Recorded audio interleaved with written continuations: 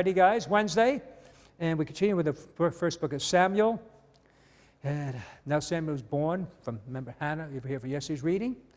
And amazingly so to me was Hannah prayed for a child, and she gets the child finally after years of waiting, and she sort of leads him, brings him over to the temple and leaves him there, dedicates him to God.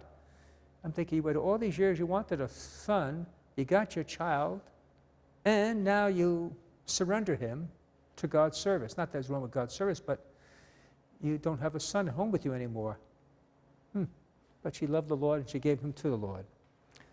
God bless her. So during the time of young Samuel was ministered to the Lord under Eli. A revelation of the Lord was uncommon and vision infrequent. One day Eli was asleep in his usual place. His eye had lately grown so weak that he could not see. The lamp of God was not yet extinguished, and Samuel was sleeping in the temple of the Lord where the ark of God was. The Lord called to Samuel, who answered, "Here I am." Samuel ran to Eli and said, "Here I am. You called me?" "I did not call you," Eli said. "Go back to sleep." So he went back to sleep. Again the Lord called Samuel, who rose and went to Eli. "Here I am," he said. "You called me." Eli answered, "I did not call you, my son. Please go back to sleep." At that time Samuel was not familiar with the Lord, and the Lord had not revealed anything to him as yet. The Lord called Samuel again for the third time. Getting up and going to Eli, he said, "Here I am. You called me." Then Eli understood that the Lord was calling the youth. So Eli said to Samuel, "Go to sleep. If you are called, reply, 'Speak, Lord, for your servant is listening.'" When Samuel went to sleep in his place, the Lord came and revealed his presence, calling out as before, "Samuel, Samuel." Samuel answered, "Speak, for your servant is listening." There you go. Beautiful, huh? Beautiful, beautiful account here. So much, so much could be said about this. I just like so many different phrases here. Where is that?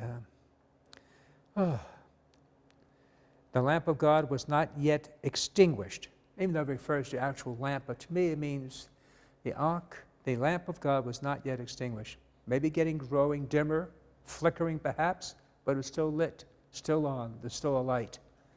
And that's really what it is even today, all right? That sometimes you think things are pretty desperate, pretty bad, but the light hasn't gone out, and the light will not go out. Anyway, so the Lord speaks to Samuel, and he says, "Speak, Lord, your servant is listening." We all say this. Often our prayer is, "Listen, Lord, for your servant is speaking." That's what our prayer life typically is, isn't it? We want to do the speaking, we want God to do the listening. But here the roles are reversed. Lord, you speak, and I will listen. And so it also teaches how to pray to God. Too often we, talk too much. We don't give God the chance to us. I remember, a priest friend of mine shared this account, another fellow priest when I was at Salesians. Very intelligent man, very intelligent. But, he could get a little long-winded in the pulpit. And so one Sunday he was actually preaching Mass, preaching there.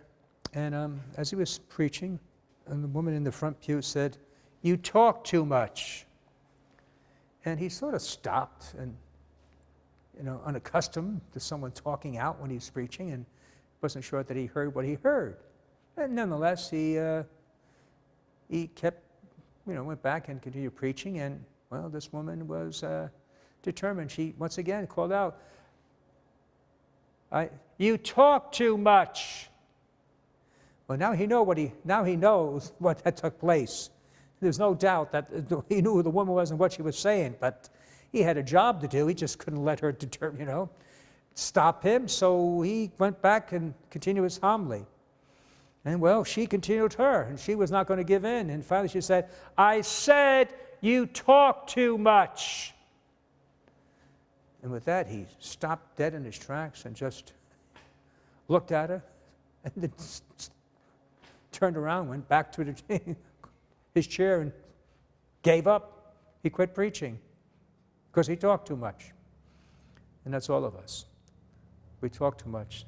Sometimes we need to be quiet. Let God speak to us for a change. God bless you.